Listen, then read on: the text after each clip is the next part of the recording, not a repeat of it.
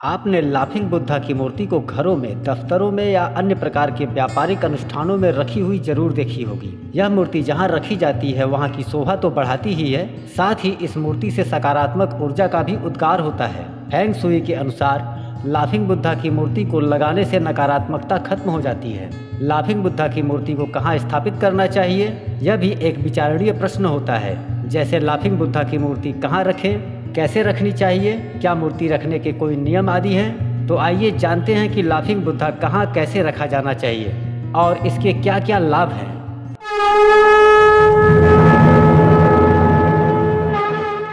सबसे पहले हम जानेंगे कि किन बातों का ध्यान रखना चाहिए।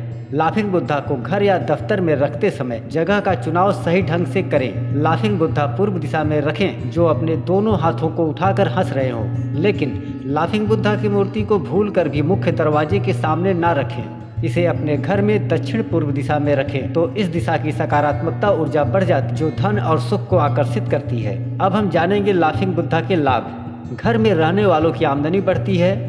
आपके घर में कोई जादू टोना करता है या किसी की बुरी नज़र आपके घर के सदस्यों पर पड़ी है तो आपको ड्रैगन पर बैठे दिव्य शक्तियों के स्वामी लाफिंग बुद्धा को अपने घर में रखना चाहिए। जापान में भगवान बुद्ध के कई शिष्य थे, उन्हीं में से एक थे होतेई। ऐसा मानना है कि होतेई ने जब बौद्ध धर्म को स्वीकार किया और उन्हें आत्मज्ञान प्राप्त हुआ तो उसके बाद वो जोर जोर से हंसने लगे। अपनी इसी हंसी के कारण वह लोगों को हंसाते और सुखी रहने की सीख देने लगे। वहीं चीन में यह मान्यता है कि लाफिंग बुद्धा चीनी देवता हैं और इन्हें पुताई के नाम से वहाँ पर जाना जाता है। वे एक बौद्ध भिक्षुक थे और उन्हें मौज मस्ती करना बहुत पसंद था। वे जहाँ भी जाते थे वहाँ अपना बड़ा गोल मटोल शरीर दिखाकर सभी को हंसाते थे। तभी से लोग इन्हें देवता की तरह मानने लगे और इनकी मूर्तियाँ घर में रखने लगे।